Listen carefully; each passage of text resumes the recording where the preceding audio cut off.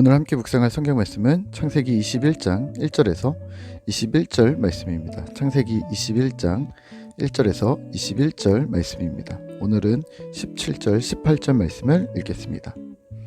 하나님이 그 어린 아이의 소리를 들으셨으므로 하나님의 사자가 하늘에서부터 하갈을 불러 이르시되 하갈아 무슨 일이냐 두려워하지 말라. 하나님이 저기 있는 아이의 소리를 들으셨나니 일어나 아이를 일으켜 내 손으로 붙들라. 그가 큰 민족을 이루게 하리라 하시니라. 아멘. 오늘 함께 묵상할 주제는 뒤에서도 흐르는 은혜입니다. 오늘 본문에서는 두 명의 주인공이 등장합니다. 이삭과 이스마엘입니다. 이 둘의 직접적인 대사는 없지만 아브라함과 사라 그리고 이스마엘의 어머니 하갈의 대화를 통해 이 두 인물에 우리는 초점을 맞추게 됩니다. 이런 상황에 스포트라이트가 비추고 있는 인물은 이삭입니다. 하지만 오늘 본문에서는 우리의 시선이 잘 닿지 않는 곳에 있는 하갈과 이스마엘에 대해 살펴보면 어떨까요? 흔히 이스마엘을 아브라함이 저지른 불신앙의 결과물이나 약속의 대안으로만 치부할 때가 있습니다. 이스마엘을 단순히 아브라함의 서툴렀던 대안이라거나 또는 인간적인 실수라고 보는 이 성급한 해석들을 잠시 내려놓고 한 사람 한 사람에게 집중하면 어떨까요? 이삭이든 이스마엘이든 생명이 있는 인간을 향하신 하나님의 뜻이 그렇게 단순하게 말할 수 없기 때문입니다. 본문 창세기 21장에서는 이삭이 태어납니다. 하나님은 말씀하신 대로 행동하셨습니다. 1절과 2절입니다. 여호와께서 말씀하신 대로 사라를 돌보셨고 여호와께서 말씀하신 대로 사라에게 행하셨으므로 사라가 임신하고 하나님이 말씀하신 시기가 되어 노년의 아브라함에게 아들을 낳으니. 아멘. 하나님은 신실하게 자신의 약속을 지키셨습니다. 말씀대로 행하셨고 말씀대로 이루셨습니다. 하지만 문제가 있었습니다. 아브라함이 자신의 후사로 이미 삼은 다른 아들 이스마엘이 있었습니다. 하나님은 이삭을 통해 민족을 이루겠다고 하셨지만 아브라함은 창세기 17장에서 이스마엘이 나의 후손이 되기를 원합니다 라고 말했던 거죠. 여기서 하나님은 이스마엘에게 또 복을 주시고 나라와 민족을 이루게 하시겠다고 약속하셨다 것을 기억하시면 좋을 듯합니다. 창세기 17장 19절에서 20절 말씀입니다. 이르시되 아니라 내 아내 사라가 내게 아들을 낳으리니 너는 그 이름을 이삭이라 하라. 내가 그와 내 언약을 세우리니 그의 후손에게 영원한 언약이 되리라. 이스마엘에 대하여는 내가 내 말을 들었나니 내가 그에게 복을 주어 그를 매우 크게 생육하고 번성하게 할지라. 그가 12두령을 낳으리니 내가 그를 큰 나라가 되게 하려니와. 아멘. 이런 언약의 두 양대 산맥인 아이들에게 일이 벌어졌습니다. 이스마엘이 이삭을 희롱했고 사라는 이들을 내쫓자고 합니다. 아브라함은 고민하다가 하나님의 약속을 기억하며 그들을 내보냅니다. 하갈은 광야에서 방황했고 이스라엘은 죽음의 문턱에 이르릅니다. 16절에서 18절 말씀입니다. 이르되 아이가 죽는 것을 참아 보지 못하겠다 하고 화살 한바탕 거리 떨어져 마주 앉아 바라보며 소리내어 우니 하나님이 그 어린아이의 소리를 들으셨으므로 하나님의 사자가 하늘에서부터 하갈을 불러 이르시되 하갈아 무슨 일이냐 두려워하지 말라. 하나님이 저기 있는 아이의 소리를 들으셨나니 일어나 아이를 일으켜 내 손으로 붙들라. 그가 큰 민족을 이루게 하리라 하시니라. 아멘. 하나님이 하갈의 눈을 밝히셨고 샘물을 발견하여 아이에게 마시게 합니다.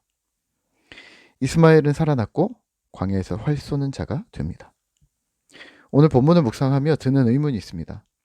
과연 이스마엘은 아브라함의 실수인가입니다. 지난달 완결된 프로보노라는 드라마에서 장애를 가진 한 꼬마 아이가 소송을 제기합니다. 대상은 하나님입니다. 자신은 장애로 불행하고 엄마는 미혼모로 자신을 낳아 자신 때문에 또 불안하고 그러니 나의 불행을 책임질 당사자는 하나님이라는 거죠. 강다윗 변호사는 이 소송을 기꺼이 맡기로 하고 말도 안 되는 소송을 진행합니다.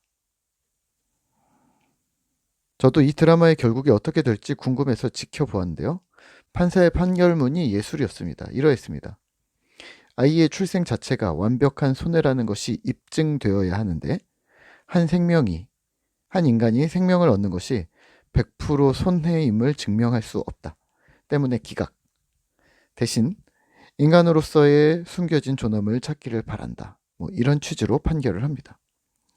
무슨 말장난이냐고 되묻고 싶겠지만 일리가 있는 부분입니다. 한 사람이 태어난 것이 좋을 수도 있고 나쁠 수도 있다는 가치 판단이 완벽한 손해배상의 대상이 될 수 없다는 거죠. 도둑이나 살인, 사기처럼 타인에게 완벽한 손해를 미치는 가치 판단에서 결혼이나 가정, 직장이나 인간관계를 완벽한 손해로만 평가할 수 없다는 말을 하고 있었습니다. 그런 선상에서 본다면 이스마엘의 탄생이 실수였다고 말해도 될까요? 아브라함의 어설픈 대안으로 태어난 잘못된 출생이라고 말할 수 있을까요? 네, 그럴 수 없고 그렇게 말하지 않으셨으면 좋겠습니다. 왜냐하면 하나님은 이스마엘에게도 이삭과 같은 동일선상의 위치에서 축복을 베푸셨습니다. 이스마엘은 선택되지 못했지 않습니까? 라고 반문하실지 모르겠지만 선택이 안 되었다고 무조건 악한 삶을 살아도 된다는 전제가 성립하지 않기 때문입니다. 이렇게 생각해보면 어떨까요? 우리와 같은 이방인은 실수로 태어난 것일까요?